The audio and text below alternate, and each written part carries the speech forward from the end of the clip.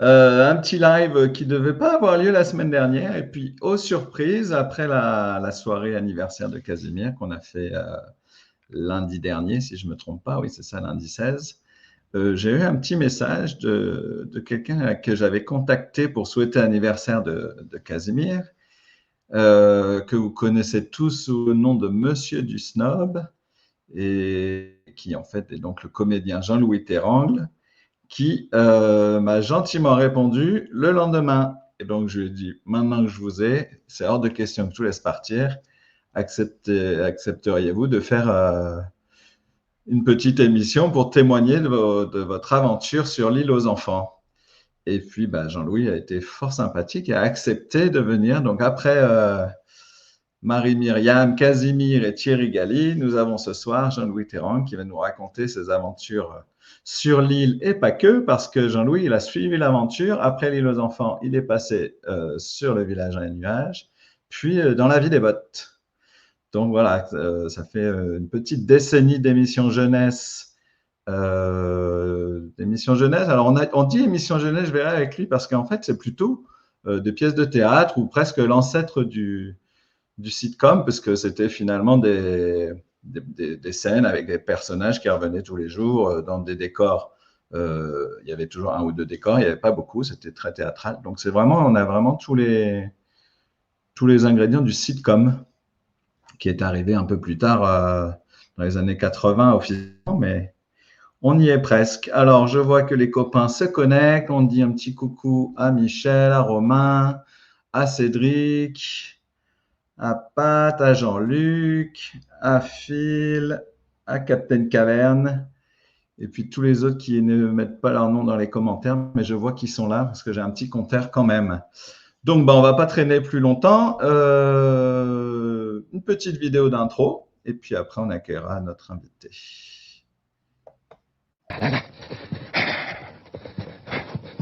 Mais vous êtes là, vous?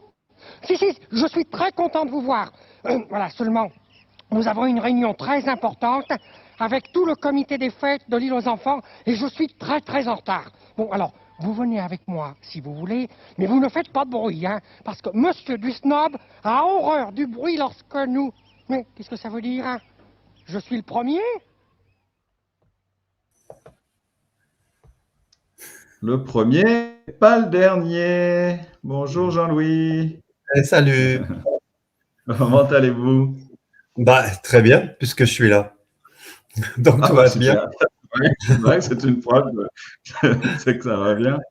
D'abord, je voulais vous remercier parce que c'était un petit peu, finalement, un peu sur le tard, mais que ça se fasse quand même. Ça me fait très plaisir, d'autant plus que vous êtes en déplacement et que vous prenez le temps de passer la soirée avec nous pour vous remémorer. Pas toute la nuit, hein, on est d'accord, pas toute la nuit.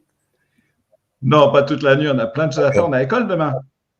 Oui, c'est ça, ouais. Alors Jean-Louis, on a déjà fait une petite émission sans vous, donc la semaine dernière. Je ne sais pas si vous avez eu l'occasion de jeter un petit coup d'œil. On a reçu Marie-Myriam qui s'est rappelé ses bons souvenirs, qui nous disait que c'était pour elle une petite parenthèse enchantée que de venir sur cette île, parce que à l'époque, elle faisait des tournées dans le monde entier avec son oiseau et l'enfant, elle était internationale. Donc elle passait plutôt, j'ai envie de dire en dilettante, mais c'est pas vraiment ça. Elle arrivait sur l'île aux enfants, elle disait ce qu'on lui disait de faire et elle repartait. Alors que vous, c'était vraiment votre métier quotidien, j'ai envie de dire, ou pendant quelques années, vous avez fait ça métier. Plus activement. Mais c'est un métier d'être là tous les soirs à la télé. C'est pas un métier. C'est quoi? C'est une prison dorée, quoi. Parce qu'il faut y aller tous les soirs, il faut tourner tous les jours. Oui, c'est ça, parce que le métier, vous êtes tous les soirs à la télé, mais vous êtes tous les jours en studio, en tournage, en répétition. Oui, c'est ça. Ça vous prenait 2 heures par jour. Ça prenait beaucoup de temps. On avait juste le dimanche pour se reposer. Pas le samedi. Samedi aussi, vous tourniez? Non, on répétait tous les samedis, tous les textes. On vérifiait tous les textes, on répétait tous les samedis pour voir un peu les textes qu'on nous proposait ou qu'on avait écrits nous-mêmes, et puis pour vérifier s'ils étaient en bon français, parce qu'on faisait attention à ça, s'il n'y avait pas de faute de grammaire, si ce qu'on disait n'était pas un danger, qu'on ne mettait pas en danger un enfant, quel que soit son âge. Donc, on travaillait beaucoup là-dessus. C'était pas seulement de répéter le texte, c'était aussi de faire attention à la qualité et à ce qu'on disait. On Et était du coup, je dis très… un métier, ouais, parce que vous êtes comédien de métier, parce que vous avez fait le conservatoire à Marseille, j'ai vu. Ouais, Et bravo. puis, Ben, je voulais qu'on parle un j'ai petit plus rien à dire, quoi. peu. J'ai fait mes recherches. Très bien, Et, c'est bien. et avant l'île aux enfants, vous avez déjà fait un petit peu de télévision. Voilà, toujours avec le même Peut-être producteur qui est Christophe Izard. Il avait créé une émission qui s'appelait Par la grande porte, qui était une émission de variété qui passait tous les mois. Et j'ai commencé la première émission et après, j'ai sympathisé avec le réalisateur et j'ai fait toutes les émissions pendant plus d'1 an. C'est comme ça que vous avez fait connaissance avec Christophe Izard. Vous avez passé un casting. On l'avait connu avant, parce que le conservatoire de Marseille était très réputé, parce que tous les comédiens qui sortaient du conservatoire et qui montaient à Paris étaient le plus souvent acceptés au conservatoire de Paris et réussissaient, se faisaient un nom. Donc, le professeur avait une bonne réputation de bon professeur et le conservatoire très sérieux. Donc, il était venu faire un reportage. Il était journaliste, donc Christophe, Oui, et il est venu faire un reportage sur le conservatoire. D'accord, un reportage sur le conservatoire. Et c'est comme ça qu'on s'est connus. Voilà. Et il nous a dit, mais qu'est-ce que vous restez ne restez pas à Marseille, montez à Paris, venez, je vais vous faire travailler. Bah, tout ça pour vous faire redescendre à Marseille un peu plus tard. Voilà, c'est ça, oui, c'est ça, parce que la première émission de l'île aux enfants était à Marseille. Donc, c'était amusant. J'ai retrouvé un petit… Parce que du coup, Christophe Izard, il s'occupait à la télé, à l'ORTF, il s'occupait des variétés internationales. On en a parlé la semaine dernière. Oui, c'est ça, c'est ça. Et tout ça. Et il présentait donc un programme, produisait un programme qui s'appelait Par la grande porte. J'ai retrouvé un petit extrait. J'espère que ça Par la grande porte. Oh, je crains le pire. Non, ça va être dur. C'est très sympa. Ah bon, d'accord. Ok. Voyons ça. Ah oui, d'accord.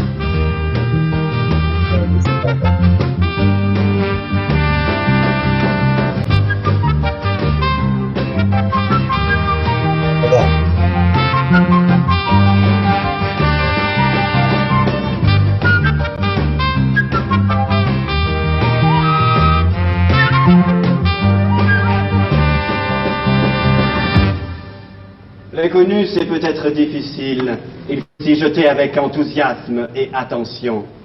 Ce soir, l'inconnu, ce sont de jeunes chanteurs. Et vous, vous êtes des spectateurs un peu blasés et un peu paresseux aussi, habitués à absorber des chansons connues sans se donner la peine de les écouter. Mais ce soir, il faudra se donner un peu plus de mal. Et surtout, écoutez. Attention, ça commence. Ce chanteur qui accorde sa guitare, bravo. Il s'appelle Alain Souchon. Il a 28 ans, pur parisien, et il est resté fidèle à l'amour désuet de 1830. Oh, c'est hallucinant. Alors ça, je ne savais même pas que ça avait existé, ça. C'est incroyable. C'est peut-être la seule fois où j'ai parlé. Parce que le réalisateur, il trouvait que j'avais une gueule intéressante et à chaque tournage, il me faisait un personnage très différent. Il s'amusait à me maquiller, m'habiller. Voilà, il prenait son pied avec mon visage. Mais je me souvenais pas. Donc, faut me l'envoyer, ce passage-là, hein. Oui, si vous voulez. Mais du coup, vous êtes vraiment dans cette émission, vous êtes vraiment le fil rouge, vous présentez chacun des intervenants. Oui, c'est ça. Pendant 1 an, j'ai fait ça. Et limite, vous engueulez le public quand même. Oui, c'est bon. C'est à la télévision.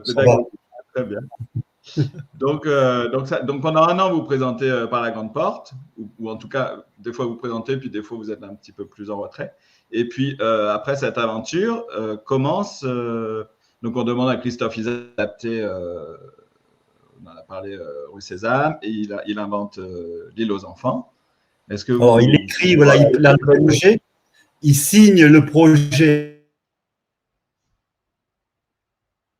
a dit, eh ben, j'ai un rôle pour toi. La dernière émission par la grande porte, il me dit, j'ai un rôle pour toi. C'est une émission pour enfants. J'ai dit, oh là là, émission pour enfants, mon Dieu.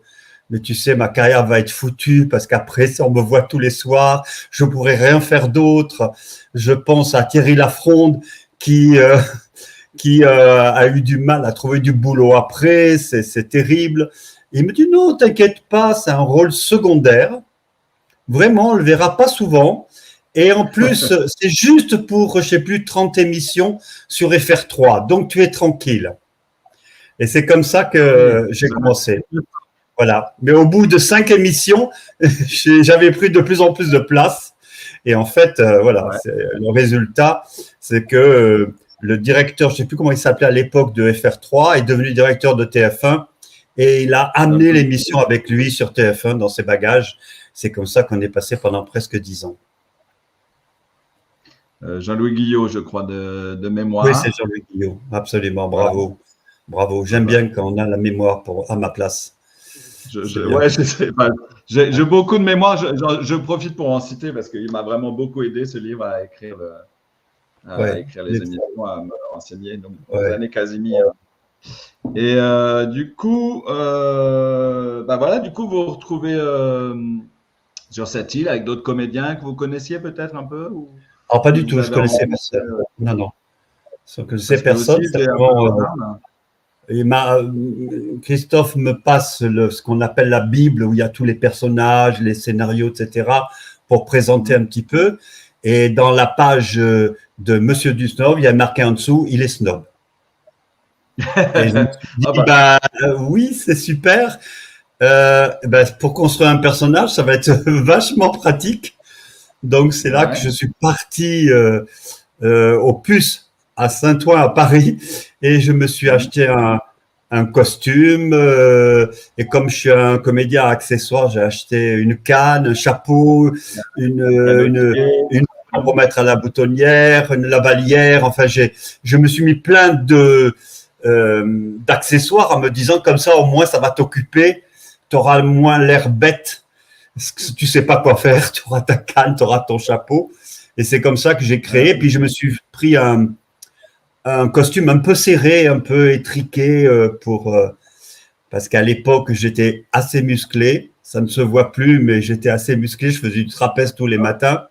Donc, voilà, je voulais faire un personnage un peu comme ça, plus vieux, parce que finalement, j'étais le plus jeune de toute l'équipe.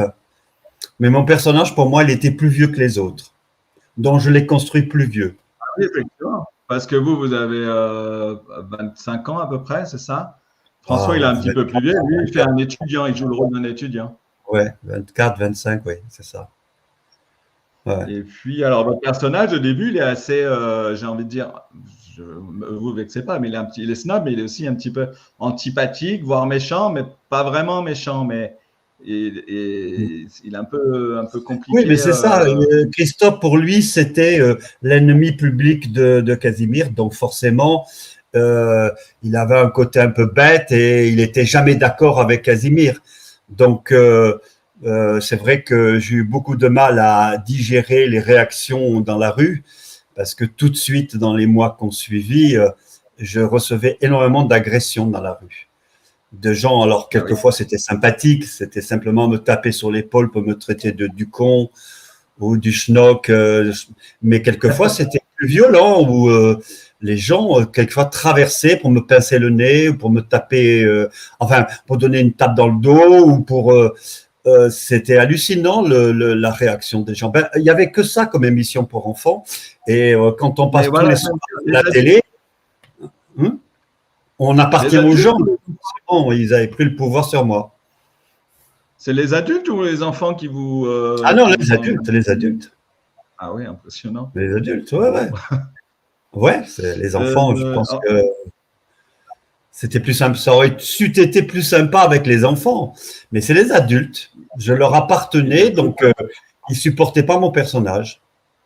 Donc, je suis allé voir Isa, Christophe, et je lui ai dit, écoute, il faut changer ça. Je pense que mon personnage est plus, plus fou, plus, oui, il est plus dans la folie que que méchant.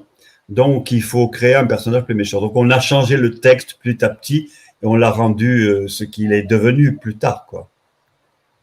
Plus sympathique. Et à la fin, on voit bien que ça devient un ami de Casimir et plus vraiment Oh, un ennemi. ouais, Et par contre, il y a un autre ennemi qui prend la un place dans les années complice, 80. même qu'un complice avec Casimir. Après, il y a un autre méchant, c'est Ah oui, Monsieur c'est Travelling, Travelling, l'impresario Monsieur qui veut l'enlever et en Ouais. faire une bête de foire. Oui, il n'y avait plus de méchants, donc il fallait créer un personnage méchant. Il a trouvé Monsieur Travelling qui était pas mal, qui venait de temps en temps pour l'impresario, qui On va voulait. mettre un petit extrait pour se remémorer un peu comment ça se passait, vous et vos collègues. Comment ça se passait? Voyons. Et pour... Ah oui, pourquoi, au fait Nous sommes réunis là, nous sommes réunis pour... Je suis malade. Nous sommes réunis... Malade. Ça va, monsieur Tissot? Non, ça va, mais simplement, j'ai un trou de mémoire. Nous sommes réunis... Ah, maintenant, je l'ai marqué. Nous allons... Ah, voilà. Non, je suis vidé, moi. Nous allons... Vous permettez? Nous allons voter pour une proposition de pique-nique. Pour cet après-midi, au milieu de l'eau, sur 3 barques. Ah, Conduite par le capitaine, Ouais, François ici présent, et Casimir. ouais, Ça, d'accord. c'est une très bonne idée. Moi, Excellent, je suis hein. pour. Non, si. une minute, ma très chère, une minute. Bon, ceux qui sont pour, lèvent le doigt. Moi, pour un. 1, 2, 3, 4 avec moi, 5 et... Évidemment, il faut toujours que cet empêcheur de tourner en rond se distingue. Pardon? Vous parlez de moi, monsieur Dusnob? Parfaitement, c'est à vous que ce discours s'adresse. Non, vous n'allez pas recommencer tous les deux, non. Permettez, hein? La réunion est terminée, hein? La promenade sur l'eau a été votée. Je peux donc enfin m'exprimer. Mais qu'est-ce qu'il me Monsieur Dusnob, répétez ce que vous venez de dire. Mais je n'ai rien dit, oh. Lâche! Qu'est-ce qui se passe Pardon? ici? Mais voyons. Lâche! Goujat! Hypocrite! Gredin! Oh là là. Considérez-vous comme giflé! Il m'a giflé, ce manant! Je vous attends demain matin dans le jardin, au champ du coq. Hein? Votre arme sera la mienne. Je ne vous salue pas, monsieur. Oh là là. Quelle histoire. Oh, ça, alors, hein.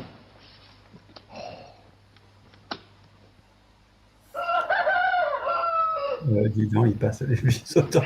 Non, non, vraiment, Émile. Émile, vous n'auriez pas dû. Si, c'est de mon honneur qu'il s'agit. Hein? Mais non, je veux dire, vous n'auriez pas dû choisir une heure aussi matinale pour ce duel. Je ne suis pas réveillé encore. Ouh, vous êtes déjà là? Vous n'avez pas entendu le chant du coq? Ouh, vous savez, moi, à cette heure-ci, je n'entends rien. Il faudrait qu'il crie bien fort. Ah bon? Tu n'as pas vu Monsieur Dusnob?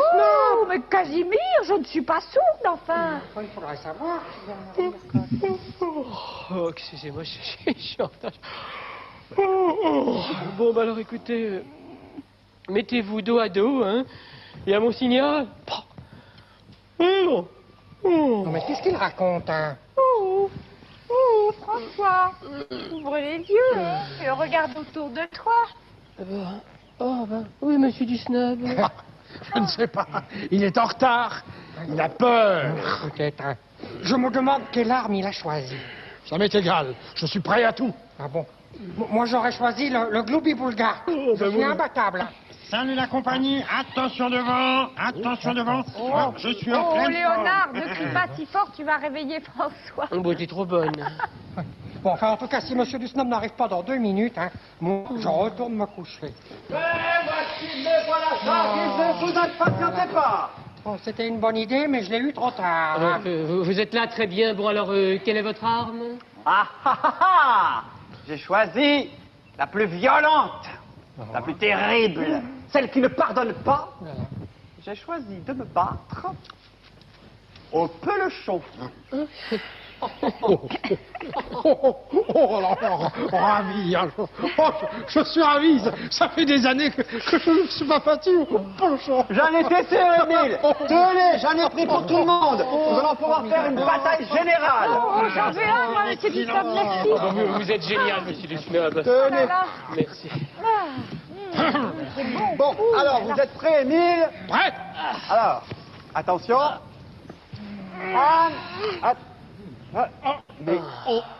Mais qu'est-ce qui...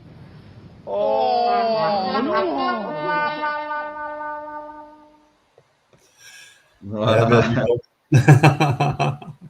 J'ai choisi ce petit extrait parce que c'est un des rares, enfin peut-être pas un des rares, où vous êtes presque tous là, en tout cas les personnages du départ, les personnages historiques et ceux, j'ai envie de dire ceux dont on se souvient le plus. Est-ce que vous voulez bien nous parler un petit peu de vos… C'est très touchant de le voir, cet épisode, parce que j'adorais tous. Patrick, Jean-François, Eliane, Henri Bon, voilà, Yves Brunier, tous ces gens-là, vraiment, c'était des gens merveilleux, très attendrissants, très à l'écoute. Voilà, il y a une ambiance extraordinaire. Je pense que c'est une des qualités de Christophe Izard, une des nombreuses qualités de Christophe Izard, c'est d'avoir pu réunir une vraie équipe qui s'entendait parfaitement. On se complétait tous, à la fois dans les préparations et en même temps dans les émissions, parce qu'il fallait vraiment s'entendre. Quand on tourne 2 épisodes et demi par jour, c'est très lourd, c'est très fatigant. Et alors, c'était fatigant surtout pour Yves Brunier qui rentrait dans sa marionnette et qui restait quelquefois très longtemps, hein. Il fallait avoir une sacrée santé. Et puis, voilà, mais on s'entendait tellement bien qu'on arrivait à passer ça et ne jamais être fatigué pratiquement, tous ensemble. Vous amusiez en même temps. Ils sont tous partis, vous vous rendez compte, à part Yves Brunier, évidemment, qui est toujours là, mais ils sont tous partis, ça fait vraiment bizarre. Vous avez bien fait de m'inviter, puisque je suis le dernier. De profiter de moi, peut-être, voilà, pour les 60 ans, peut-être que je ne serai plus là, d'en profiter bien. Oh, bah si, mais non, mais on va fêter tous les 10 ans, allez. Ouais, c'est ça. On fête les 50 ans, puis après, on n'en parle plus, d'accord? Est-ce que vous pensiez que 50 ans plus tard, on vous parlerait encore de cette aventure? J'avais aucune idée, ça, franchement, je ne savais pas, non. Même au moment où on le faisait, j'avais pas du tout conscience de l'impact que ça avait. Parce que on tournait toute la journée. Donc, on rentrait tard le soir chez nous, on était KO, on se couchait, on se réveillait le matin, on se préparait et on repartait puisque le tournage se faisait à Joinville-le-Pont, donc il fallait reprendre la voiture, repartir. On tournait toute la journée et c'était fini. On enchaînait sans arrêt. On n'avait pas tellement de contact extérieur. Puis le dimanche, voilà, c'était rare qu'on aille au cinéma et qu'on profite de nos soirées. On a quand même eu un rythme assez… Il fallait de temps en temps qu'on écrive des textes, ce que j'ai fait, où je ne me mettais pas dedans, où je ne mettais pas mon personnage, ce qui me permettait d'avoir une journée ou 2 journées où je ne tournais pas. Et à ce moment-là, j'avais un peu de liberté. Mais sinon, ça a été quand même des années… intense au point de vue tournage. Non, on n'avait pas conscience. On s'en est rendu compte un peu car au bout de quelques années, on a été invité dans les écoles, dans les fêtes d'école. Et quand d'un seul coup, dans les fêtes d'école, on nous invitait, on était étonnés de voir tous ces enfants, les parents et tout nous recevoir. Et voilà, là, à ce moment-là, on s'est rendu compte de l'impact que ça avait. Mais on n'était pas là-dedans. On ne pouvait pas imaginer que ça allait… que ça allait devenir ce que c'est devenu aujourd'hui, quoi. Et je voulais vous demander, par rapport aux enfants qui sont sur le plateau, c'est parce que vous tourniez pendant des journées d'école, parce que Marie-Mylène nous disait qu'elle n'avait pas pu emmener ses neveux nièces parce que c'était toujours pendant les journées d'école. Par contre, on en voit souvent, il y a souvent des enfants qui sont là. Est-ce que c'est les enfants de l'équipe? Est-ce qu'ils ont eu des consignes? Comment ça se passe? Non, ils n'ont pas de consignes, mais ils étaient très bien encadrés. Et soit ce sont carrément des écoles, des classes qui venaient par petits groupes, parce qu'on changeait, je crois, il y avait 3 ou 4 groupes par jour, parce qu'on ne pouvait pas garder les enfants longtemps toute la journée. Et puis, il y avait les enfants que j'ai rencontrés il n'y a pas très longtemps, qui sont devenus des journalistes depuis, qui m'ont interviewé, et des enfants qui ont été hyper heureux de manquer l'école pour venir sur le plateau. Voilà, et qui racontent aujourd'hui, 50 ans plus tard, Ah, ils sont beaucoup plus vieux que ça, hein, ils ont plus de 50 ans, mais voilà, c'est toujours amusant de dire « Oh, j'étais sur le plateau, je ne pouvais pas imaginer que j'allais devenir journaliste et tout. » Voilà, mais ils ont manqué l'école. On manquait les... Oh, ben ça va. Ils ont manqué à l'école, mais c'était une sorte de sortie C'est pas... scolaire, on les a emmenés sur le plateau sur les plateaux de télé. Pardon, j'ai pas entendu. C'était une sortie scolaire, on les a emmenés au studio pour voir comment se déroulait certains. Mais par groupe de 8. Hein. Ils n'étaient pas beaucoup sur le plateau. Hein. C'était 8-10 au grand maximum. Hein. C'était pas énorme. Ils font rarement partie de l'histoire finalement. Ils sont. Oui, quelquefois ils participent au jeu, mais ouais. Mais ce qui était merveilleux, c'est que ces enfants étaient toujours dans l'émerveillement. C'est-à-dire que pourtant Yves enlevait sa marionnette, il en remettait. Donc on le voyait bien que c'était une marionnette. Eh bien, ça fait rien pour les enfants. Dès qu'il avait sa tête, qu'il était habillé, eh bien, ils étaient sous le charme. Et il l'appelait Casimir et il était autour de Casimir. Et il s'arrête, il se déshabille, ben c'est fini. Et pour eux, ça n'existe pas. Bon, je pensais que ça allait les traumatiser de voir que c'est un homme qui est dans une marionnette. Ben, pas du tout. Ça veut dire que l'imagination de l'enfant est extraordinaire, quoi. Et est-ce que par rapport aux enfants, est-ce que vous aviez des… Parce que du coup, vous aviez été scénariste aussi. Yves Brenier, Christophe Lisa, vous a délégué les scénarios à vous et à Patrick. Je n'étais pas le seul. Mais c'est vrai que très vite, j'ai voulu écrire parce que j'aimais bien écrire et j'ai écrit pas mal de scénarios. Ouais. J'en ai écrit pas mal d'épisodes. Et ça, c'était suivi par des… C'était l'avantage d'écrire. Parce que je voyais un film avec Buster Keaton et je me disais, ah ben c'est génial, ils s'envoient des tartes au visage. Tiens, je vais faire un épisode où on s'envoie des tartes. Tiens, il y a Chaplin qui danse et qui, voilà, je voyais de chaque fois Tati. Je voyais Tati, la façon de marcher, tous ces gags, et j'écrivais dans ce sens-là. Je me suis dit, comme ça, au moins, en tant que comédien, je m'éclate. Je vais pouvoir faire plein de choses. Voilà, faire du patin à roulettes alors que je ne sais pas en faire. Tomber dans une piscine habillé, ça, tout le monde, ça leur a plu. Sauf que j'ai failli être électrocuté parce que l'eau est partie partout sur les projecteurs et j'ai failli y rester. Mais à part ça, bon, tout va bien. Mais voilà, à chaque fois, on s'inventait des choses pour s'éclater, parce que finalement, on a trouvé des idées pendant pratiquement 10 ans. C'est ce que j'avais dit. 10 ans de scénario quotidien, c'est énorme. Est-ce qu'à un moment, dans les années 80, en 1980, c'est au moment de la 1000e, il y a 4 ou 5 personnages en plus qui arrivent. Vous avez le capitaine, M. Beauchesne,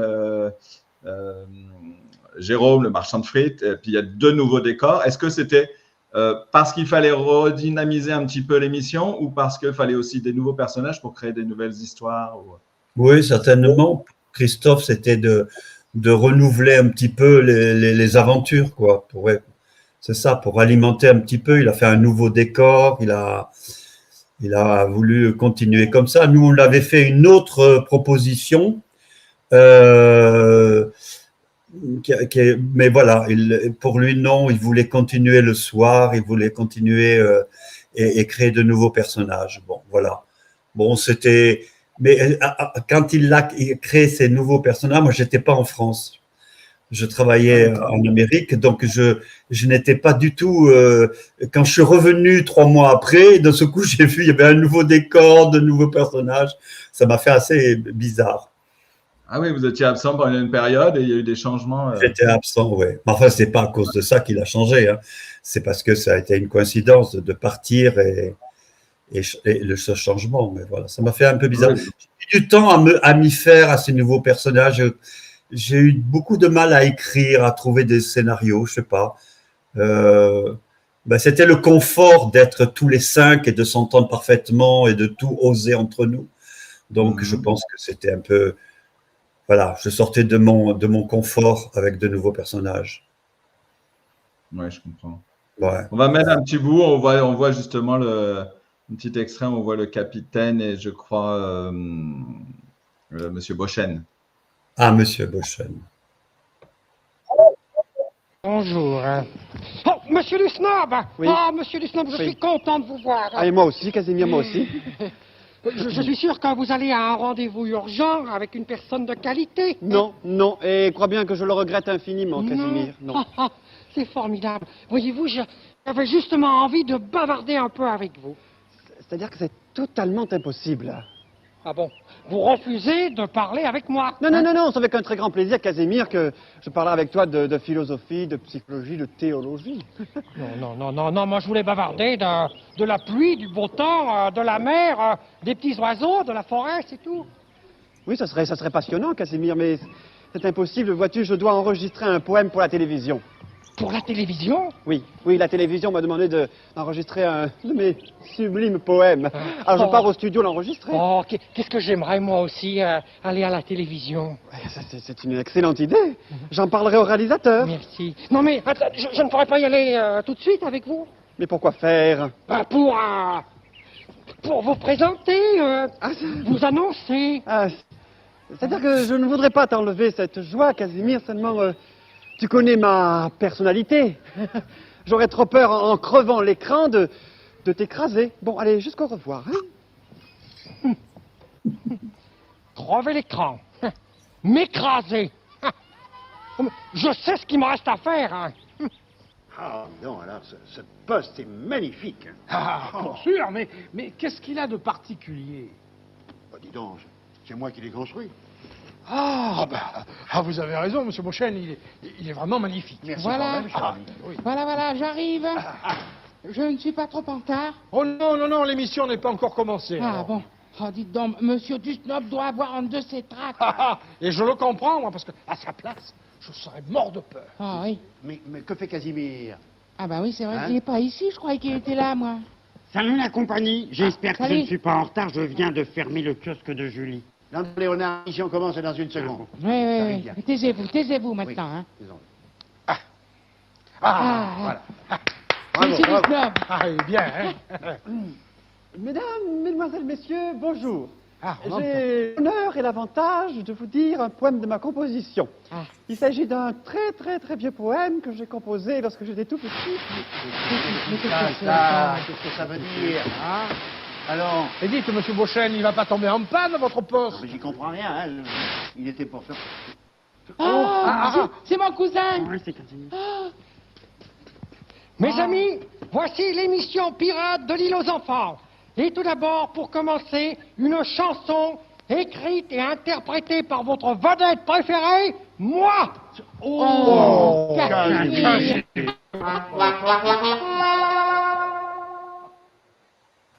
Voilà un petit extrait qui montre bien la concurrence, la compétition entre Casimir et Monsieur Dusnob. Ça confirme bien le ridicule du personnage. Hein. Ça, c'est sûr. Pas ridicule, il était... je sais pas. Vous trouvez qu'il est ridicule? Non, il est... Quand même. Moi, je trouve qu'en revoyant, je me dis qu'en fait, il est plus... en fait, il est en manque de reconnaissance, il veut qu'on l'admire, il veut qu'on le regarde, il est plus en... au lieu d'être ridicule, c'est plutôt un personnage qui est sympathique, enfin, qui attire l'empathie, en tout cas. Moi, je trouve. Merci. Bah, je ne sais pas si c'est comme ça que vous l'aviez réécrit, finalement.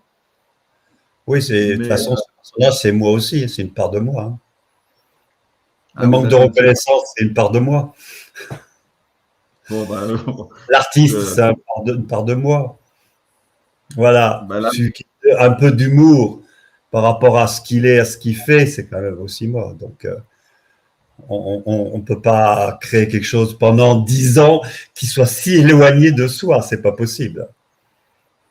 Oui, c'est votre source d'inspiration. Mais du coup, c'est-à-dire que vous disiez que quand vous écriviez les histoires, vous évitiez de vous mettre en personnage pour pouvoir prendre un peu de... Oui. Vos collègues scénaristes, ils avaient percé un petit peu ça chez vous. Oui, enfin, ouais. Quelquefois, ils allaient trop loin. En répétition, je faisais rectifier un petit peu, ils allaient un petit peu trop loin. Ouais. Non, mais voilà, mais j'aime bien ce côté ridicule.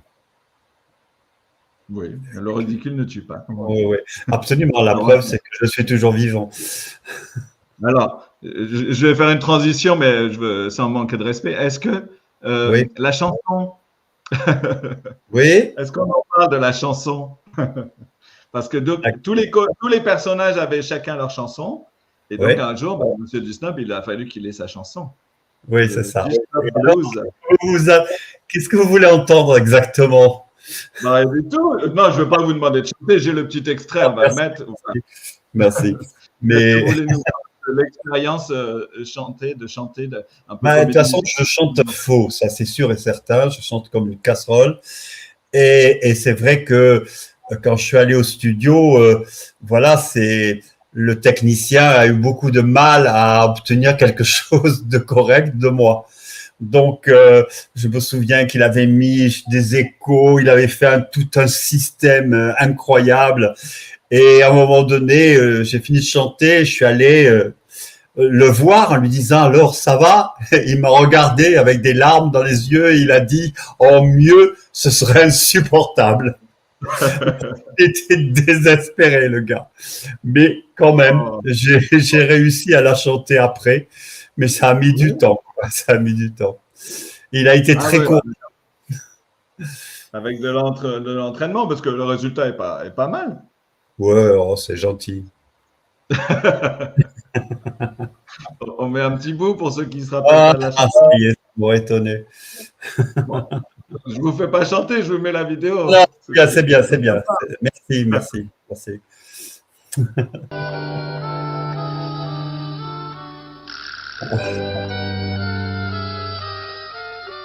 J'ai chassé le lézard vert pendant 3 jours au Congo. J'ai joué à saut de pingouin avec un chef esquimau. Je suis très snob, chaque jour je gore un gros œuf d'autruche à mon petit déjeuner. J'ai chanté un opéra dans la rue à Tombouctou, trouvé des trésors incas dans un musée du Pérou. Les gens s'arrachent mes autographes. On m'a reconnu dans une rue de mon quartier. Je suis un champion de la sculpture. Je fais des chefs-d'œuvre en peinture. Je suis le plus grand, le plus beau, le plus fort. Je connais le fils du frère de la belle-sœur d'un marquis. C'est un homme de qualité, la preuve c'est qu'il me l'a dit. Il est très snob, comme moi il gobe un gros œuf d'autruche à son petit déjeuner. Il sait parler, c'est très snob, avec un accent anglais. Moi j'y arrive beaucoup mieux avec l'accent marseillais. J'ai du talent, c'est évident. De toute ma rue, je suis la célébrité. Je suis un champion de la sculpture. Je fais des chefs-d'œuvre en peinture. Je suis le plus grand, le plus beau, le plus fort. Mais il m'arrive quelquefois de faire un rêve un peu fou. Je m'appelle Durand et j'ai les mêmes goûts que vous.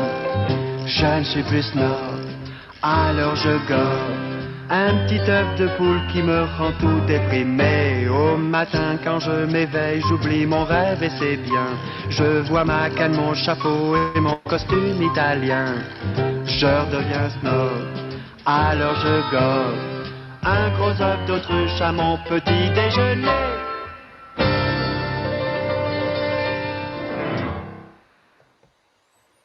Là, je suis pas mal quand même. Hein. Là, c'est moi qui danse et qui fait le clown. C'est plus du tout le personnage. Je constate là, c'est pas du tout Monsieur Dusnob. Hein. Parce que c'est moi en train de m'amuser et d'essayer de chanter cette chanson. C'est amusant parce que j'avais pas remarqué ça, mais il y a 2 ou 3 moments comme ça où d'un seul coup je dis allez lâche-toi et arrête. Là, c'est plus du tout le personnage. Enfin, je trouve. C'est moi qui m'amuse à jouer le personnage, mais c'est plus du tout. Ouais, mais c'est super. Il y a vraiment, il y a rien de mal. Il y a des gens en plus, effectivement, il n'y a pas l'autotune à l'époque. Là, maintenant, les chanteurs, tout le monde peut chanter grâce à aux technologies modernes.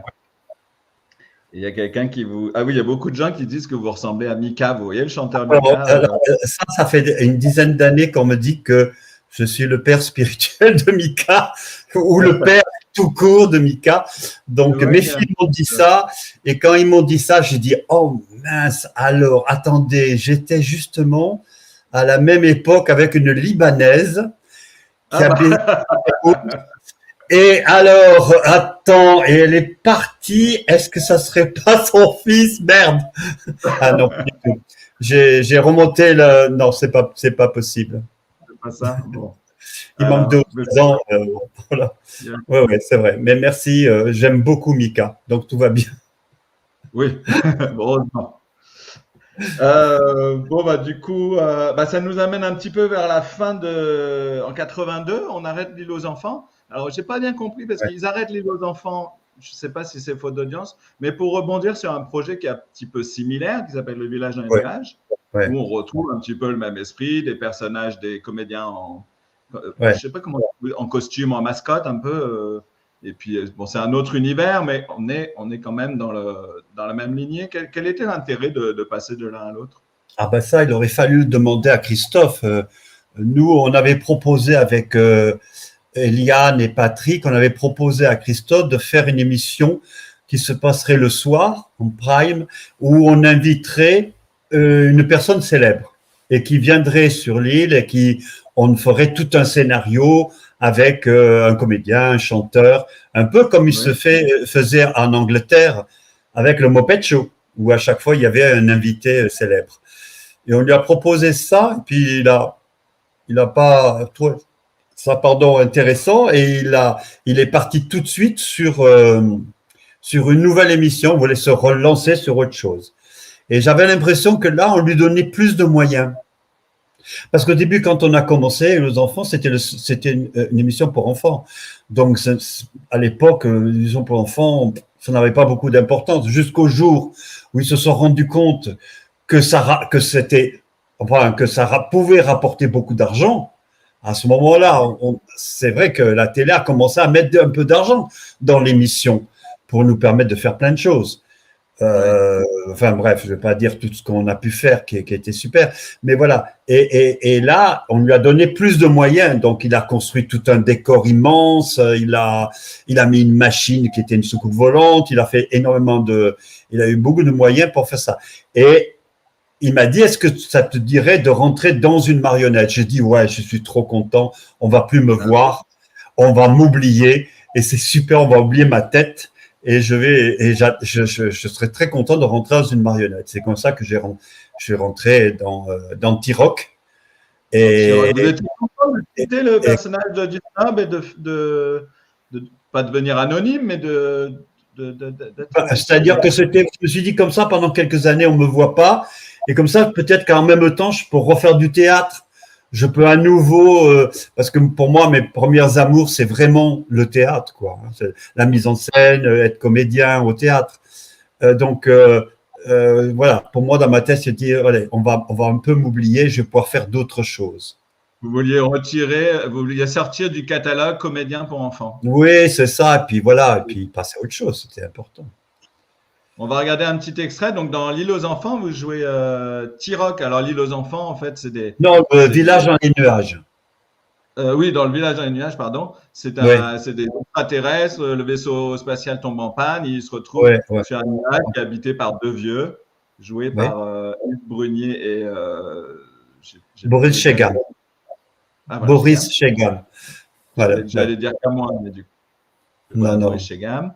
Et puis, donc, les extraterrestres s'installent sur ce nuage, les Abar, donc la famille Abar, et vous faites T-Rock et l'oncle. Et donc, en fait, là, il y a une différence aussi avec L'île aux enfants, c'est qu'il y a on en avait parlé la semaine dernière, c'est que Christophe Izard, il ne voulait pas qu'il y ait de notion familiale dans L'île aux enfants. Il fallait que les enfants laissent les problèmes de famille à la maison. Il n'y avait pas d'histoire de couple, il n'y avait pas d'autorité familiale, alors que dans le village des nuages, là, il y a des parents, il y a des enfants. Il y a toujours une famille, il y a une famille tout de suite, ouais, c'est ça. Ça, c'est une des grosses différences aussi au niveau du concept.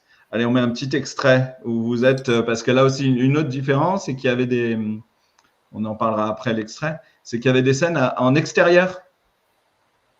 Ah, on a tourné à Mykonos. Exactement. On a tourné à Mykonos, c'est hallucinant quand même. Il nous a amenés jusqu'à Mykonos et on a tourné. Je m'en souviendrai, j'ai failli mourir, donc je m'en souviendrai. Je raconterai après. Ouais, allez,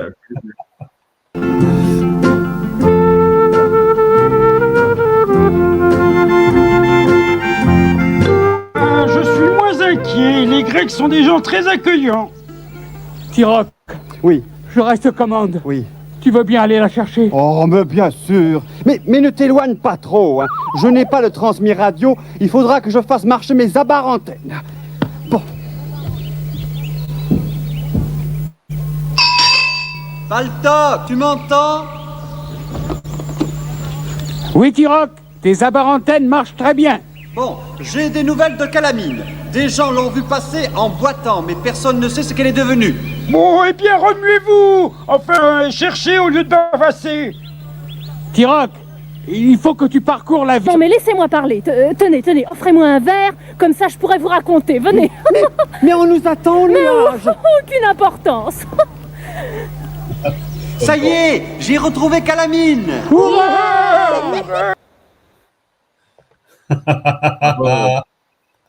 Sacrée aventure. Et à un moment donné, par hélicoptère, ils m'ont amené avec mon costume sur une île. Mais une toute petite île qui faisait, je sais pas, enfin, ils m'ont déposé et avec l'hélicoptère, ils m'ont filmé de loin, d'accord, perdu sur cette île.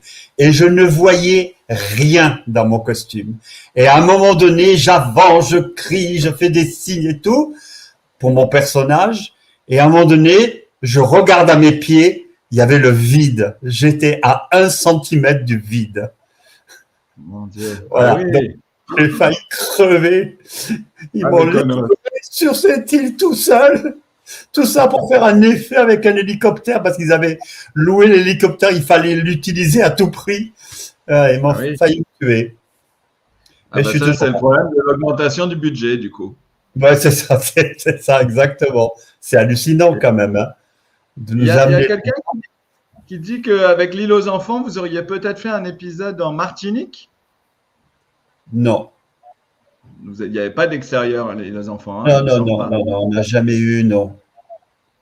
Et du coup, pour les abats, pour le village d'un nuage, ça arrivait régulièrement non, ça a été la seule fois. La seule fois. Ah, la seule fois. Donc, je suis un peu tombé dessus par hasard. Je ne sais pas ce qu'il a pris à Christophe, ça devait lui faire plaisir, j'en sais rien. Voilà, Mykonos.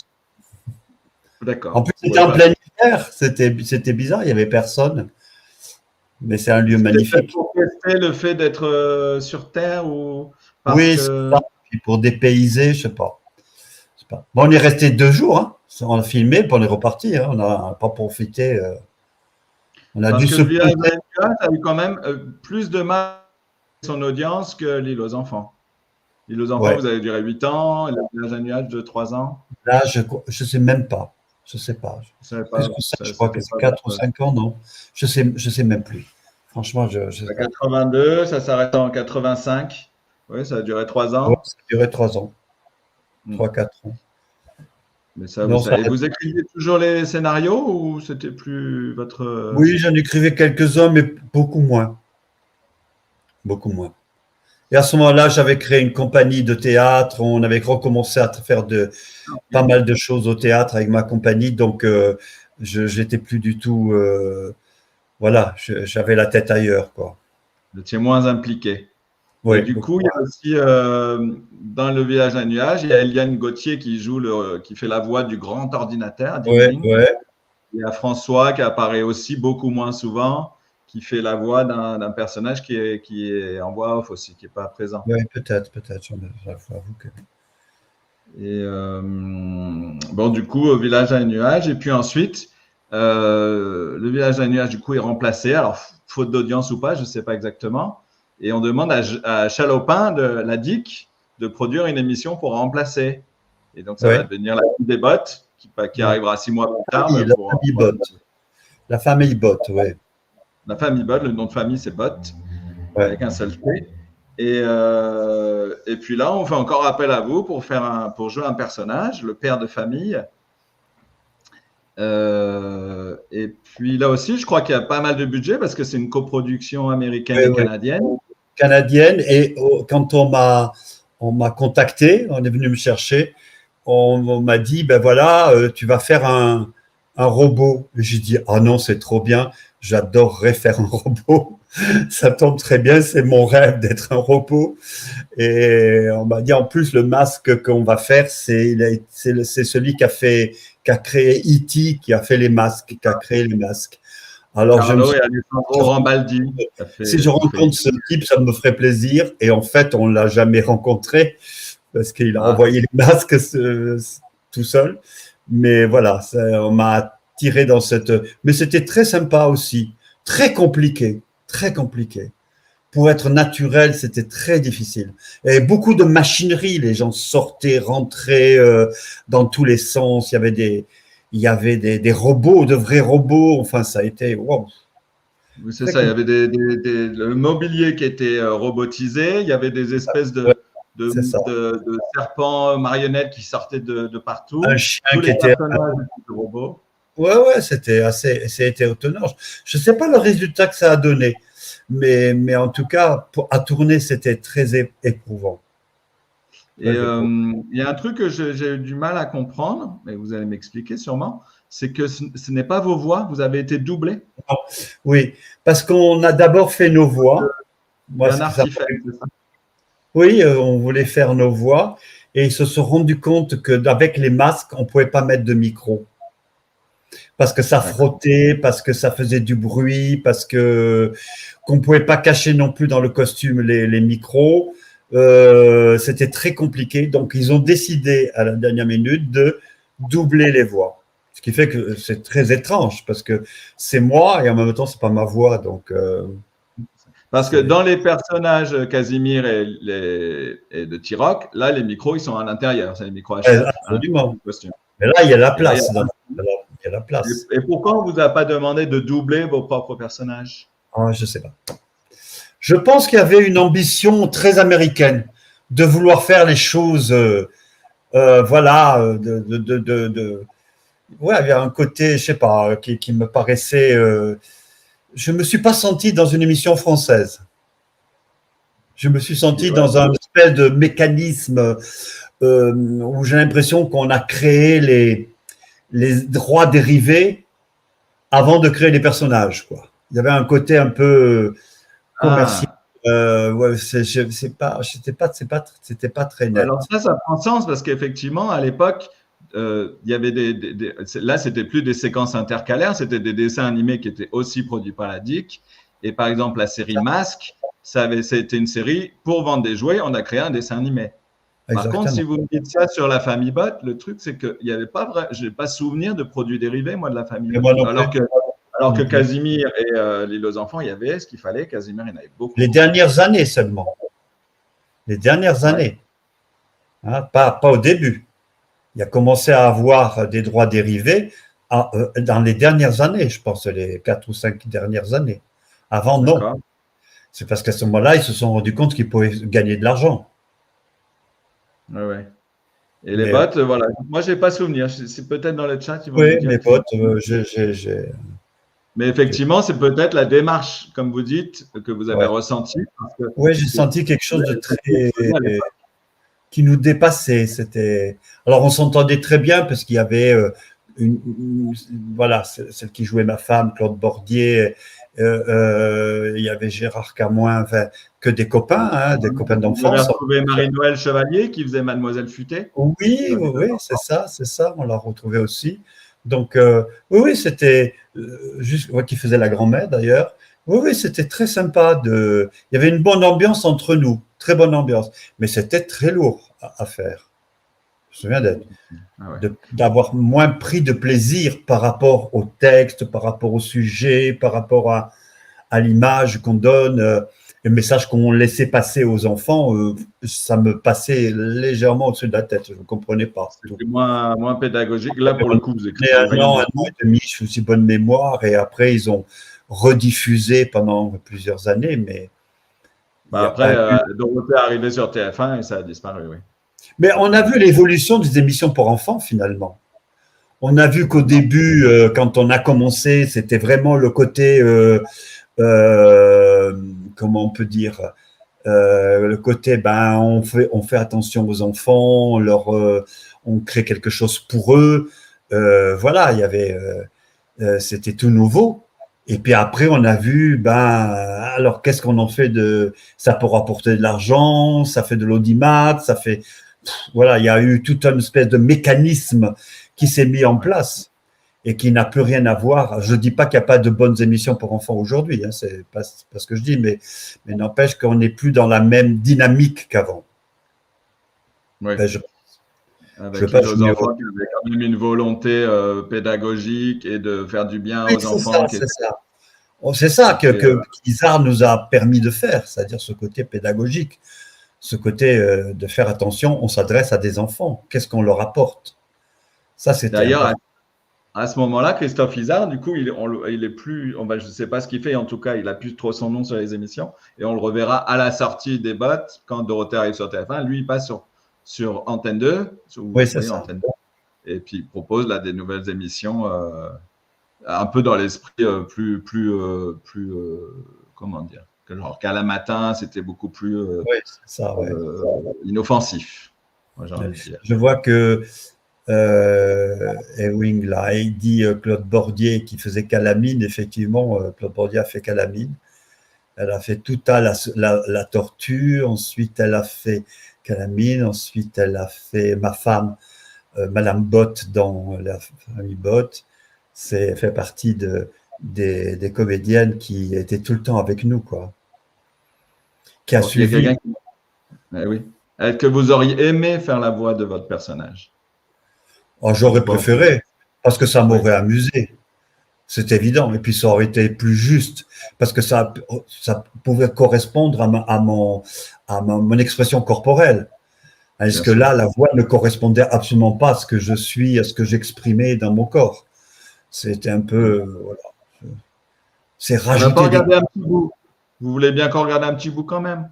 À peine. C'est vrai. Autorisez-moi, s'il vous plaît. De toute façon, je ne veux rien faire. J'ai aucune maîtrise, donc il n'y a pas de problème. Préparez-vous pour la révérence. Le maître est sur le point de rentrer. Bonjour tout le monde. J'ai de bonnes et de mauvaises nouvelles. Oh, des mauvaises nouvelles, moi j'aime ça. Oh, oui. C'est une bonne nouvelle ou une mauvaise nouvelle?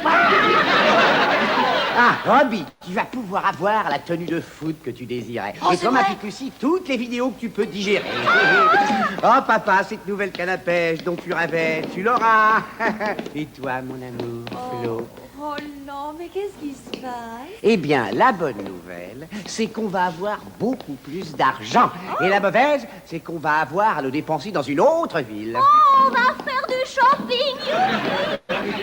Qu'est-ce que ça veut dire, tout ça? Ça veut dire qu'il faut que vous vous leviez, que vous sortiez, que vous entriez dans la voiture. Je vous parle pas, espèce de vieille casserole. Ça veut dire que j'ai eu une promotion et que je vais gagner beaucoup plus d'argent. Oh, félicitations, Roland, mais ça veut dire aussi que l'on déménage? Au nom des meubles, faisons-nous aussi partie des on, oui ou non? Oui, est-ce que les gens emmènent leurs portes quand ils déménagent? Que tout le monde se rassure, du calme. Nous déménagerons tous en cœur. Oui, mais où? Et je me demande si cela affectera ma carrière. Moi, je ne déménage nulle part. Un capitaine ne déserte pas son équipage comme ça, voyons. Oh, misère, nous allons faire naufrage. Vite, où sont les gilets de vos stages? Et où allons-nous, Roland? Eh bien, je ne sais pas encore. Une des succursales de l'entreprise. Et où sont leurs succursales? Partout, il y en a partout. En Angleterre, en France, à Hawaï, à New York. New York? Oh, je pourrais jouer à Broadway. Oui, ça sera fantastique. Oh, oui, Roland a raison. Partons dans le monde. Il y a des théâtres, du football. Mais ce sera sûrement formidable. C'est ton patron, Roland. Ah, bon, le patron, oui. Allô? Bonjour, oui, bonjour, patron. Ah bon? Ça sera la Sibérie. Oh, les femmes et les enfants d'abord! Ôtez-vous du mochin, espèce d'empoté! Tout le monde! Mais alors, dans non, mais les qu'est-ce camionnettes qu'il lui de fera? sauvetage! Au secours! Alors, qu'est-ce qu'il lui fera? Voilà, on est passé de l'univers, les ballons, les arcs-en-ciel et les bonbons à un univers complètement loufoque. Et qui était, parfois, j'imagine, moi, ça correspondait un peu à mon âge, mais j'imagine pour les petits, ça devait être assez effrayant. Souvent, quand on parle des souvenirs, on parle souvent de Téléchat qui était un petit peu absurde et qui était un univers aussi un petit peu particulier, en tout cas pour le public jeune. Et La vie des bottes, c'était aussi un petit peu troublant, en tout cas. Ouais. Je ne me suis pas posé la question. On n'a pas eu de plainte. En tout cas, je n'ai pas entendu de plainte des enfants. Oui, non. Mais c'est vrai que c'est particulier. Hein. Mais je trouve que ma gestuelle ne correspond pas à ma voix. On est d'accord. Bah non, forcément, ça ne peut pas, du coup. C'est pas possible. Je suis surpris de découvrir ça. Alors, en même temps, c'est un robot. Donc, forcément, c'est normal qu'il soit un peu comme ça, caricatural dans sa gestuelle. Mais bon. Bon, voilà, c'est fait. Bon, c'est vrai que ça n'a pas l'air forcément confortable. C'est fait, c'est fait. Et ben nous aussi, notre petit revival sur vos années télé et émissions jeunesse. Ah, merci. Merci. Maintenant, je me sens beaucoup plus vieux. C'est sympa de votre part. Nous aussi. Hein. Bon, ok. Merci beaucoup. Super. Merci à tous ceux qui nous ont écoutés et suivis. Et puis, vous voulez nous parler un petit peu après de ce qui s'est passé après, puisque il y a aussi, vous avez écrit un livre aussi, je crois, qui raconte, pour continuer hein, dans l'île aux enfants et tout ça. Vous avez alors, j'ai écrit plein de livres, pas qu'un, plusieurs, mais voilà. J'ai écrit ma vie avec Monsieur Dusnob, ça c'est sûr, mais il est comme moi, il est épuisé comme livre. Oui, je l'ai cherché partout, impossible de le trouver, même en occasion. Et puis, voilà, ma vie avec Monsieur Dusnob. Et puis, après, j'ai écrit, oh là là, j'en ai écrit d'autres. Voilà, mais il faut. Des mises en scène de théâtre. Et là, j'écris des pièces de théâtre qui sont jouées actuellement, oui. Très bien. Il y a un ami à vous et à nous, qu'on connaît bien sur les années récré, qui voulait passer vous faire un petit coucou. Un ami à Casimir aussi, c'est aussi pour ça. Ah oui, j'espère bien que c'est un ami, sinon… J'espère aussi que c'est un ami. On va faire à la Jean-Pierre Foucault.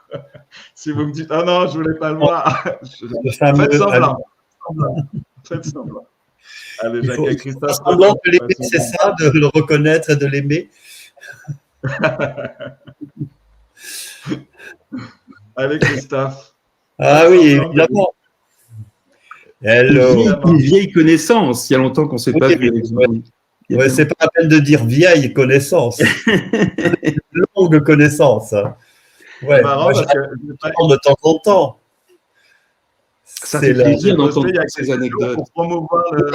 J'ai posté il y a quelques jours pour promouvoir le live, une vidéo où justement Monsieur Dusnob se plaint de se sentir vieux. Et là, c'est marrant parce que vous allez là-dessus. On se retrouve dans l'épisode un petit peu.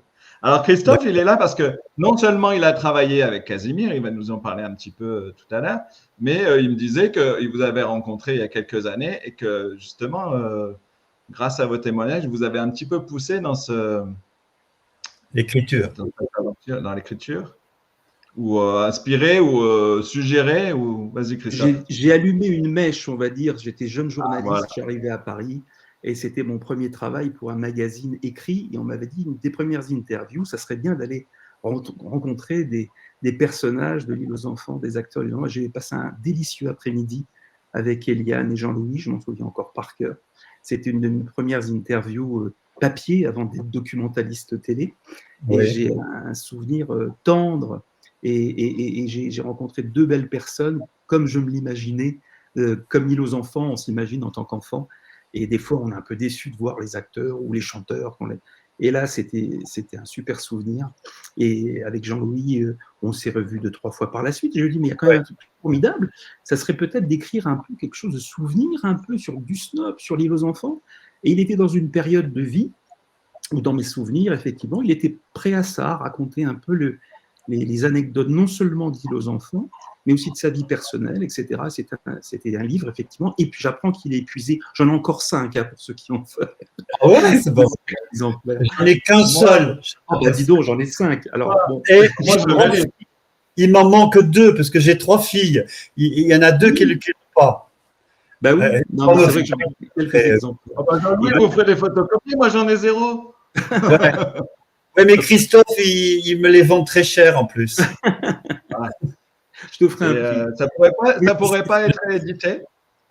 Alors, réédité, je ne sais pas, peut-être, effectivement, je pense que c'est jouable, mais aujourd'hui, peut-être sur les plaquettes, quoi, avoir ça sur les tablettes, etc., écrit, ça me paraît tout à fait envisageable. Il faudrait voir ça avec Jean-Louis, mais je pense que c'est envisageable. Maintenant, ça se fait beaucoup.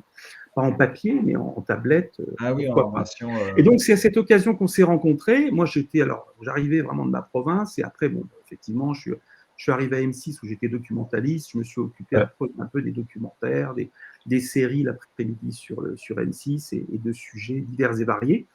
Et le hasard m'a fait faire un peu d'antenne dans Les Enfants de la télé avec Arthur, où j'étais chroniqueur sur les années 80. Et j'ai rejoint une chaîne qui s'appelait Télémélodie, qui existe toujours, pendant une dizaine d'années. Et la 3e année, je dois bien dire que je m'ennuyais beaucoup parce que je présentais des clips des années 80, donc Désirless, Voyage, Rose Laurence, Africa, etc. J'avais l'impression d'être un peu redondant face caméra. Je me disais, il me faudrait quand même un compagnon de jeu, quelqu'un qui co-présente avec moi. Et on a eu cette idée simple avec la programmation de se dire, mais quelqu'un, alors une jeune demoiselle, un autre animateur, et j'ai lancé Casimir en réunion. Qu'est-ce que tu vas faire Casimir, les années 80, Mélodie 80, c'est un peu étrange. Et en fait, j'ai appelé à l'époque Yves Brunier, je lui ai proposé, il m'a dit banco. Et il a fait une saison avec moi, on a fait 40 émissions sur Télémélodie, où Casimir présentait des titres des années 80 avec moi, avec des anecdotes, des trucs rigolos en plateau. On a fait une 40aine d'émissions comme ça, et j'en garde aussi un souvenir très, très, très professionnel et ému, parce que c'est un mec formidable. Yves, c'est une énergie débordante, plein d'idées, une idée à la minute. Et ça a été une saison, comme par hasard, pic d'audience sur la chaîne. Alors déjà que la chaîne, elle reste quand même confidentielle et pour les abonnés. Le satisfaisie des abonnés, c'était numéro 1, Mélodie 80 avec Casimir. Voilà, donc ça a été une belle année. Et puis pour rebondir avec ce que vous avez dit précédemment, et après je me tais, il y a quand même 2 choses qui sont importantes. C'est que j'ai vu la chanson de Monsieur Dusnov, j'ai vu Jean-Louis chanter sur l'île aux enfants. Aujourd'hui, on n'a pas les chansons de l'île aux enfants sur support CD. Il y a eu un CD qui est sorti il y a très longtemps, en 92 ou 93. C'est-à-dire que le hasard fait que le mois dernier, j'ai rencontré les gens de chez Universal qui effectivement ont enfin listé les 80 chansons de l'île aux enfants. Parce que dans l'île aux enfants, il y avait la chanson du Facteur, Marie-Myriam, Jean-Louis, Eliane, la chanson. Il y avait, et en fait, il y a 80 chansons. J'en avais 2. Tu en avais 2, et puis il y avait aussi des gens comme Sacha Briquet, etc.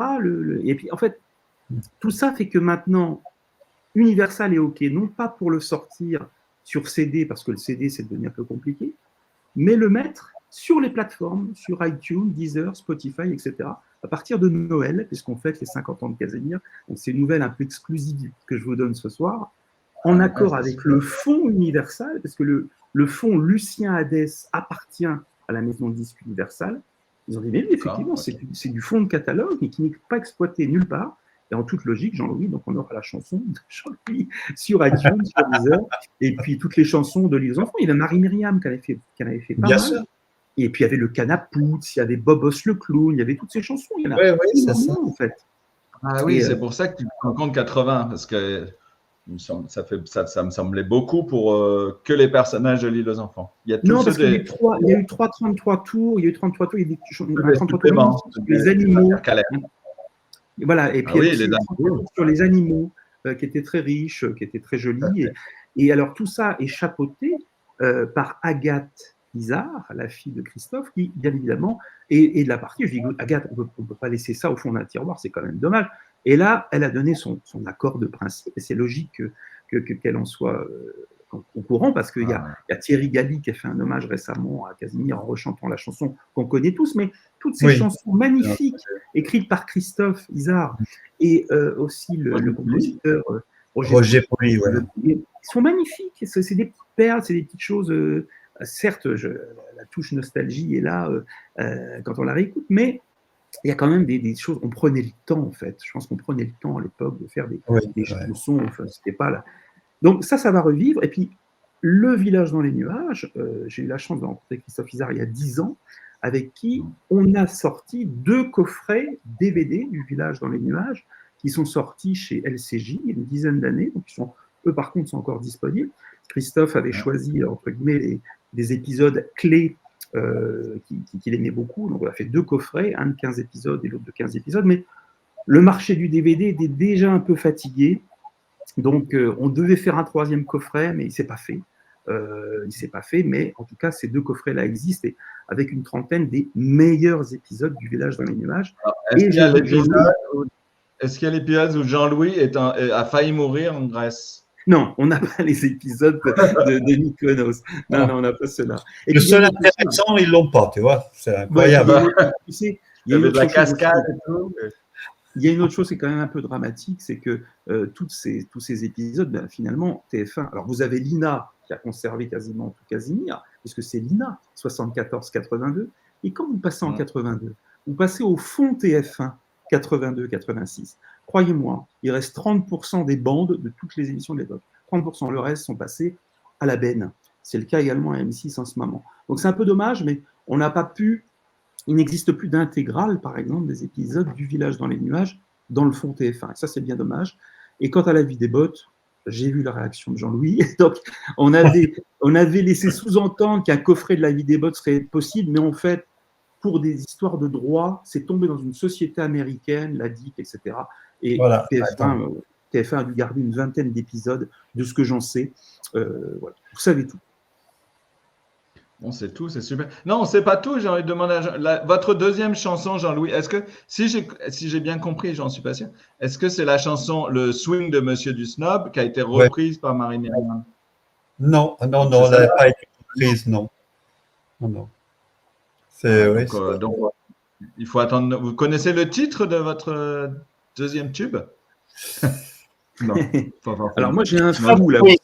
Oui, c'est du Snob Swing, mais pas du. Oui, mais c'est. Elle n'a pas été reprise. J'ai eu beaucoup de mal à l'enregistrer. Et finalement, dans des spectacles, en tournée, je la chantais en réel, celle-là. Ah oui, c'est vrai, parce que j'ai vu qu'il y avait aussi des spectacles. Sous chapiteau, quand même, il faut le savoir. Ouais, on en a fait des choses.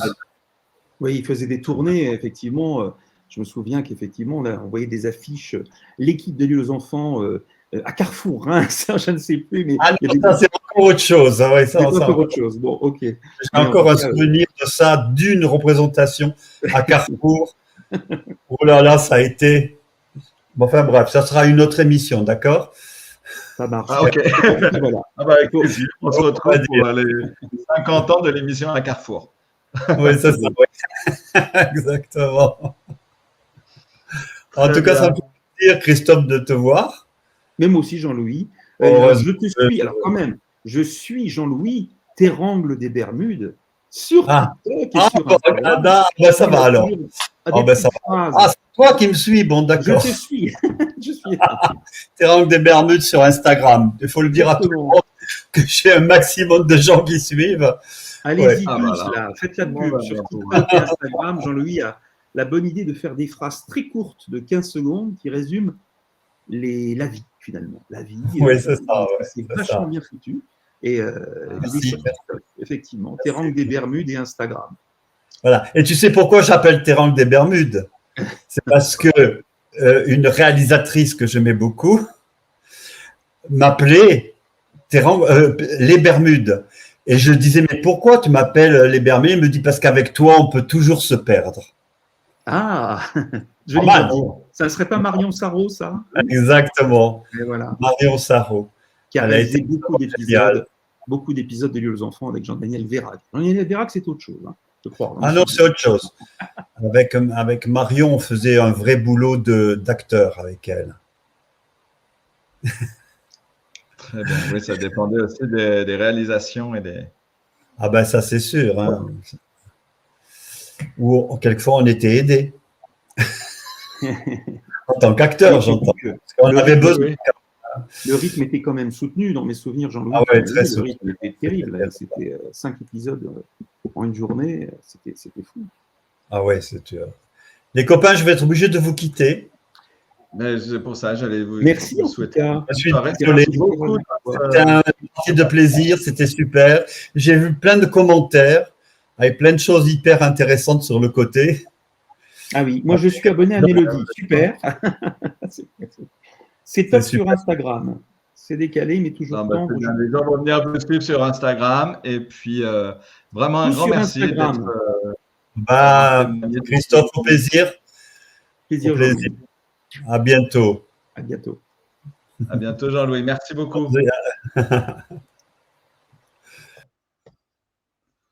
Et voilà. Et merci, Christophe, aussi d'être passé nous voir. Merci pour ton invitation et le clin d'œil final. Et j'étais ravi de voir Jean-Louis, qui est un type formidable. Effectivement, maintenant, il ne peut pas convier. C'était il y a 30 ans. Tu imagines, je suis arrivé à Paris il y a 30 ans. Une des premières interviews liées aux enfants. Mets-toi à ma place. Donc, c'était vraiment super. Et c'est génial. Ciao, ciao. Et ben voilà, encore une petite émission sympa. J'avais préparé justement la chanson de Marie-Myriam, le swing de Monsieur du Snob, où qu'elle chante dans Les Visiteurs de Noël avec Michel Fugain. Je me suis dit que c'était une jolie façon de terminer cette émission hommage à Jean-Louis Terrangle et à son personnage de L'île aux enfants, et puis aussi de finir aussi ces 2 lives spécial anniversaire de Casimir. Je me suis régalé à redécouvrir tout ça, toutes ces aventures. Et là, on a encore appris plein de choses avec Jean-Louis. C'était vraiment super. J'espère que vous avez apprécié tout ça. Et puis, donc, je vous donne rendez-vous le 3 ou le 4 la semaine prochaine pour un live sur Nestor et sur la collection télé Nostalgie.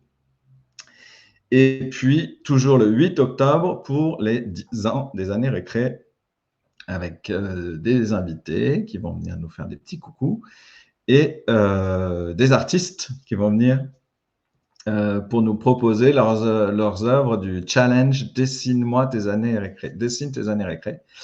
Il y a beaucoup de participants, hein, il y en a plus d'une quinzaine. Certains vont venir en live pour parler de ce qu'ils font et que leur technique.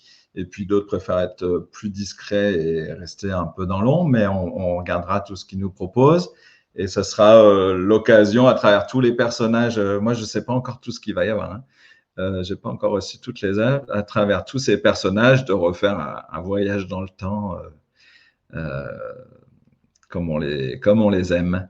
Je vous souhaite à tous une bonne soirée et puis on se retrouve très bientôt. Salut, salut. Toi qui ne me tutoies pas et que je ne connais pas. Moi, je suis Marie-Myriam. Ah, Marie Marie-Myriam, que je suis content. Mais non, pas Fuganor le Doux, Fuganor le Grand. Fuganor le Grand, depuis tant que je m'exprime. Je suis très content de t'avoir. Je vais te faire un compliment, Marie. Oui. À part les 3 ou 4 bêtises qu'on vient de se dire. Je vais te faire un compliment. Je trouve que tu es une chanteuse qui a une très belle voix. Mais toujours beaucoup de musicalité dans tout ce qu'elle entreprend et de toutes les chansons que tu as pu chanter. Donc, je te dis un grand bravo et je suis sûr que tous les gens qui sont devant pensent la même chose. Oui, bravo. Je l'ai eu. Je voulais mon baiser, je l'ai eu. Bon. Moi, Marie, oui, je me suis laissé dire que c'était pas ton seul nom, c'est pas que Marie-Myriam, il y a autre chose. Non, je m'appelle aussi Marie Chanson. Ah. Dans Les aux enfants. Explique ça. Ben, tu connais Casimir? Très bien. Hippolyte? Très bien. Julie, François, le facteur. On est du même Voilà, pays. moi je joue un rôle dans L'île aux enfants. Je suis Marie Chanson, je suis journaliste et j'ai enregistré un grand disque des chansons justement de L'île aux enfants, dont une chanson qui s'appelle Le Swing de Monsieur du Snob. Monsieur du Snob, c'est un personnage de tout ça. Vous connaissez pas Monsieur du Snob? Mais je vais connaître maintenant que j'ai mis les pieds sur la terre, je vais connaître. Le Swing de Monsieur du Snob.